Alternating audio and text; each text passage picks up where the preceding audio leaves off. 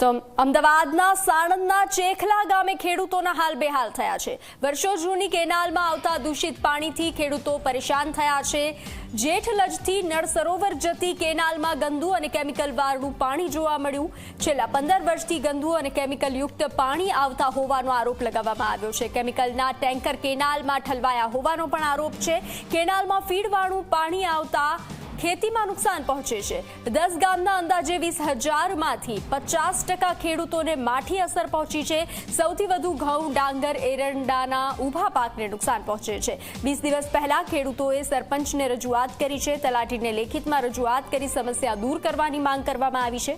મહત્વનું છે કે ડ્રેનેજની એક લાઇન કલોલથી થોડ થઈ અને નળ સરોવર જાય છે, જેના ડ્રેનેજના વધારાના પાણીના નિકાલ માટે પણ આ જ કેનાલનો ઉપયોગ થતો હોવાનો આરોપ લગાવ્યો છે। ત્યારે સમસ્યા જલ્દીથી દૂર થાય તેવી સ્થાનિક ખેડૂતો માંગ કરી રહ્યા છે।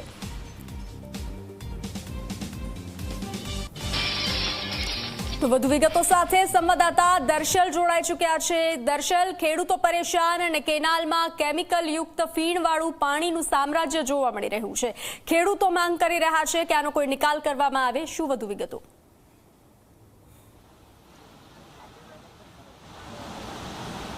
હજી વધુ એકવાર જગતનો તાત પરેશાન થતો અહીંયા જોવા મળ્યો છે। આ વાત છે અમદાવાદ પાસે 20 કિલોમીટર દૂર એ સાણંદના ચેખલા ગામે કે જ્યાં આ કેનાલ જોઈ શકાય છે। આ ડ્રેનેજ કેનાલ કહેવાય છે એટલે સ્વાભાવિક છે એ પ્રકારનું પાણી હોય, પરંતુ ખેડૂતો જે પ્રકારે કહી રહ્યા છે કે 15 વર્ષ પહેલાં જે પાણી આવતા, જે ખેતી થતી, જે પાણીનો ઉપયોગ થતો, તેની સામે એ સ્થિતિ બદલાઈ છે અને છેલ્લા કેટલાક મહિના અને વર્ષથી આ કેનાલમાં એ ખૂબ ગંદા પાણી અને કેમિકલવાળા પાણી એ આવી રહ્યા છે, જેના કારણે પાકને નુકસાન, જેની રજૂઆત કોઈ નિકાલ નહીં। અને આ હાલના આ દ્રશ્યો કે જ્યાં એ લીલી વનસ્પતિ, જ્યાં ઉપર જ્યાં નજર કરો એ લીલી વનસ્પતિ, તેની નીચેથી પસાર થતા એક કાળા ગંદા પાણી અને તેની સાથે આ ફીણ એ જોઈ શકાય છે। અને એ ફીણ ઉપરથી અંદાજો લગાવી શકાય છે કે કેવા પ્રકારનું પાણી આવતું હશે। અને એ પાણીમાંથી જ્યારે ખેતી થતી હોય, એ ખેતીમાં પાણીનો ઉપયોગ થતો હોય, ત્યારે કેવું નુકસાન એ ખેતીને, ખેડૂતોને અને એ પાક જ્યાં લોકો સુધી પહોંચે છે એ તમામને થતું હશે। અને અહીંયા એ દ્રશ્યો એ બીજી તરફના, એક તરફ જ્યાં પાણી એ પડતું દેખાય છે અને બીજી તરફ સામે એ નજર કરો ત્યાં સુધી એ ફીણે ફીણ એ જોવા મળી રહી છે, ગંદા પાણી જોવા મળી રહ્યા છે। ત્યાં લોકો સાથે પણ, એક ખેડૂત સાથે વાત કરીશું। આપ શું કહેશો આ સમસ્યા, જે પ્રમાણે 15 વર્ષની વાત છે, ગંદા પાણી, આ ડ્રેનેજ કેનાલ કહેવાય છે, પણ એકચ્યુઅલ વધારે ક્યારથી આ થયું? આ અમારે 2 થી 3 મહિનાની અંદર થયું। એમાં શું છે, 15 દિવસની અંદર 2-3 વખત ટેન્કર ખાલી કરી જાય। ટેન્કર ખાલી જાય, જે દિવસે જે પાણી ટેન્કરનું કેમિકલવાળું આવ્યું એ વાળે એટલે એ દિવસે એનો 15 દિવસે ખબર પડી જાય કે આ ફેલ થઈ ગયું છે।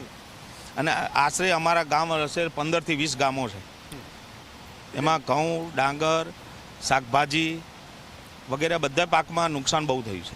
તમારી શું માંગ છે, શું થવું જોઈએ? ખેડૂતોને અસર છે કેટલી મોટી? ખેડૂતોને ખૂબ મોટી અસર છે। અમારી સરકારશ્રીને દરખાસ્ત એવી છે કે આ પાણી જે ચાલુ છે એનાથી અમને કોઈ દિક્કત નથી। અત્યાર સુધી પાણી આવતું જ હતું, આ પાણી ખેડૂતો વાપરતા હતા, ખેતી બી સારી જ થતી હતી। અમને દિક્કત આની અંદર જે કેમિકલ કંપનીઓ દ્વારા, ખાનગી કંપનીઓ દ્વારા જે કેમિકલ છોડવામાં આવે છે, કે ખાનગી ટેન્કરો લઈને આની અંદર જે કેમિકલો નાખવામાં આવે છે, એ કેમિકલ આની અંદર પડે અને જ્યારે ખેડૂત એમાંથી પાણી લે તો એક પાક સદંતર નિષ્ફળ થઈ જ જાય છે। અમારી એટલી દરખાસ્ત છે કે આની અંદર જે પણ લોકો આ કેમિકલ નાખી રહ્યા છે, કેમિકલનો ઉપયોગ આ પાણીની અંદર જવા દે છે અને આ ટેન્કરો જે ખાલી કરે છે, એમની પર કાયદેસરની કાર્યવાહી કરો અને એ લોકોને પકડો। તમે ક્યાં ક્યાં રજૂઆત કરી છે? અમે, જોકે હું તો હાજર નહોતો, મને બહુ પહેલાં આની જાણકારી નથી, તો ગામના સરપંચ, ડેપ્યુટી સરપંચ, ગામના આગેવાનો, ખેડૂતો બધાએ આની જે કોઈ કાર્યવાહી કરવાની હતી એમને કરી જ છે ઇલીગલી। અને જે જગ્યાએ જે કંઈ રિપોર્ટ આપવાના આપી દીધા છે। તકલીફમાં એવી છે કે આ અમારા પૂર્વ સરપંચે જણાવ્યું કે ભાઈ આ પાણી આવતું હતું, નો ડાઉટ આવે છે અને આવતું રહેશે, પણ જે કેમિકલ કંપની કેમિકલવાળું પાણી છોડે છે તો એના માટે ડાયરેક્ટ પાણી કેમિકલવાળું ના છોડે। ડ્રેનેજ લાઇન છે તો એ પાણી તો આવવાનું જ છે, પણ કેમિકલ વાળું પાણી છોડવું એ કંપનીઓનો કોઈ અધિકાર નથી। ખેડૂતોને જે નુકસાન થયું છે, સરકાર પાસે એક જ દરખાસ્ત છે, જે કોઈ ખેડૂતોને જેટલું નુકસાન થયું છે એનું વળતર કંપનીઓ પાસે અપાવડાવે અને એમની પર કાયદેસર કાર્યવાહી કરે અને કેમિકલવાળું પાણી સીધું છોડે નહીં આ લાઇનમાં, અને એ પાણી રિસાયકલ કરીને ચોખ્ખું કરીને પછી છોડે। 15 વર્ષ પહેલાં શું સ્થિતિ?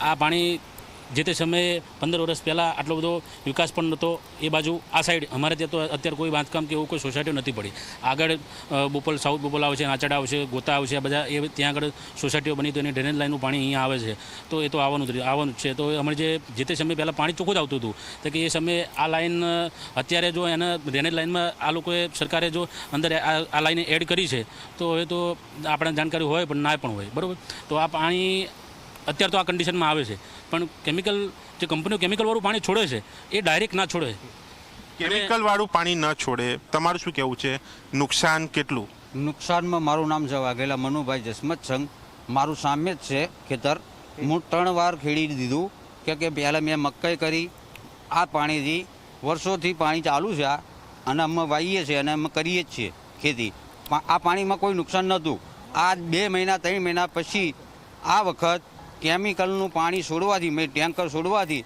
અમારું ઘણું નુકસાન થયું છે મારું સામે જ છે ખેતર તમે લાઈવ કરીને જોઈ શકો છો અને મારું નામ વાઘેલા મનુભાઈ જસમત સંઘ છે મેં 3 વાર વાવ્યું પણ 3 વાર મારો નિષ્ફળ પાક ગયો પહેલાં મેં મકાઈ કરી તો મકાઈ ગઈ ઘઉં કર્યા તો ઘઉં ગયા જાર કરી તો જાર ગઈ આ કેમિકલના પાણી એટલું બધું ખતરનાક પાણી છે તો જાનવરના હોતે પણ નુકસાન થાય છે એવું પાણી ખતરનાક કેનાલમાં નાખવામાં આવે છે પણ કંઈક અસર થઈ રહી છે અહીંયા બીજી અસર છે કે આની અંદર મોટા મોટા મચ્છરો પણ મોટા પડ્યા છે એ પણ મનુષ્યને કરડે તો બીમારીનો એક પ્રોબ્લેમ ઊભો થઈ જાય છે એવું પાણી ગંદકીનું પાણી છોડે છે આગળ આવે છે ક્યાંથી જાય છે ક્યાંથી કેનાલ એ ખ્યાલ છે આમ જોઈએ તો છે કે આપણે કલોલ બાજુથી પાણી આવે છે કલોલ ગાંધીનગર બાજુથી અને પાણી છે કે ઈ આવા એટલે આ કલોલ બાજુથી પાણી આવે છે નળ સરોવર તરફ જતી અને આ અલગ અલગ ગામો 10 ગામોને જોડતી આ કેનાલ ત્યાં આ અસર છે તમામ લોકોની માંગ છે કે આ કેમિકલનું પાણી બંધ થાય તો સારી ખેતી થાય અને ખેડૂતોને નુકસાન થતું પણ અટકે જી દર્શલ જાણકારી સાથે જોડાવા બદલ આભાર તો ખેડૂતો આક્ષેપ લગાવી રહ્યા છે અને ખેડૂતો આ સમસ્યાનું નિવારણ આવે તેવી માંગ કરી રહ્યા છે